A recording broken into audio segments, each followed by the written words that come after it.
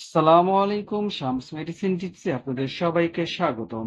আমি আবারও চলে আসলাম আপনাদের মাঝে নতুন একটি টপিকস নিয়ে। আজকে আমাদের টপিক হচ্ছে হানি বাস বাসক সিরাপ। আমাদের যাদের শুষ্ক কাশি রয়েছে, যারা আমরা ঘন ঘন কাশি বা ব্রঙ্কাইটিসের সমস্যা রয়েছে, তাদের জন্য এই সিরাপটি অত্যন্ত গুরুত্বপূর্ণ। বিশেষ করে যারা ফার্মাসিউটিক্যাল সিরাপগুলো খেতে চান না, আয়ুর্বেদিক সিরাপ খেতে চান কাশির জন্য, তাদের জন্য এই সিরাপ অত্যন্ত গুরুত্বপূর্ণ। ভিডিওটি সম্পূর্ণ দেখুন। যারা আমার চ্যানেলটি সাবস্ক্রাইব করেছেন তাদেরকে জানাই অসংখ্য ধন্যবাদ। যারা চ্যানেলটি সাবস্ক্রাইব করেননি, চ্যানেলটি সাবস্ক্রাইব করে পাশে থাকা বেল আইকনটি বাজিয়ে দিন এবং নিত্য নতুন ভিডিও সহজে পেয়ে যাবেন। চলুন আমরা চলে যাই আমাদের মেন টপিকসে।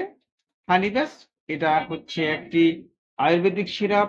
এর মধ্যে রয়েছে মধু, তুলসী পাতা, লবঙ্গ ইত্যাদি। এটি বাজারে নিয়ে এসেছে একমি ফার্মাসিউটিক্যালস। হানিবাস সিরাপ হলো একটি সাধারণভাবে নির্ধারিত ভেষজ প্রতিকার যা বিভিন্ন শ্বাসযন্ত্রের অবস্থা চিকিৎসার জন্য ব্যবহার হয়, বিশেষ করে যাদের কাশি এবং সর্দি জড়িত।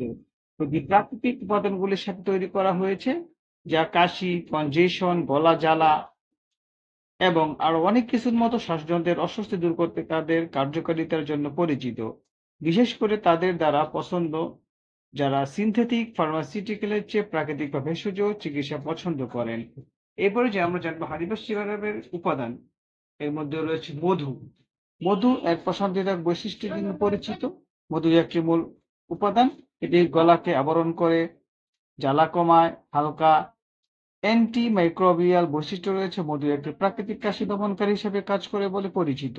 তুলসী তার ঔষধি গুণাবলীর জন্য আয়ুর্বেদ ব্যাপকভাবে স্বীকৃত। এটি শ্বাস প্রশ্বাসের পথ পরিষ্কার করতে সাহায্য করে, প্রাকৃতিক কফকারী হিসেবে কাজ করে এবং অনাক্রমতা বাড়ায়। এটিতে অ্যান্টিব্যাকটেরিয়াল এবং অ্যান্টিফাঙ্গাল বৈশিষ্ট্য রয়েছে। আদা আদা তার প্রদাহরোধী, জীবাণুরোধী এবং উষ্ণায়ন বৈশিষ্ট্যের জন্য সুপরিচিত। এটি প্রায় গলা ব্যথা, ভিড় এবং কাশি উপশম করতে ব্যবহৃত হয় এবং এটি প্রতিরোধ ক্ষমতা বাড়াতে পারে।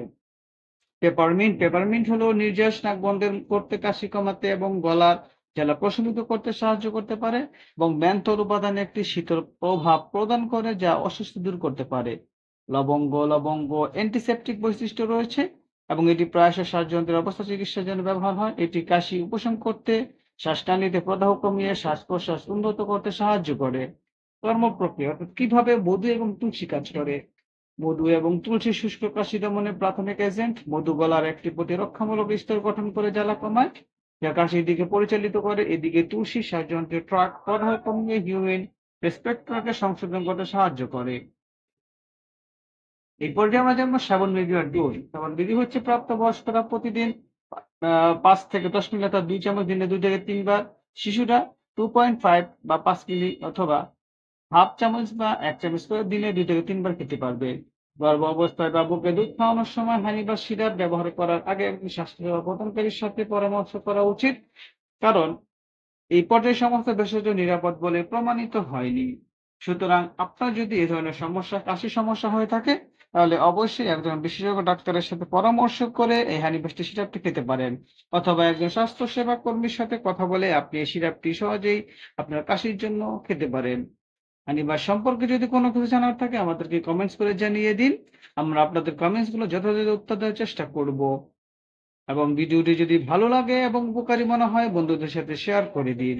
আজ এ পর্যন্তই, আবার কথা হবে নতুন কোনো টপিকসে। সেই পর্যন্ত ভালো থাকুন। খোদা হাফেজ।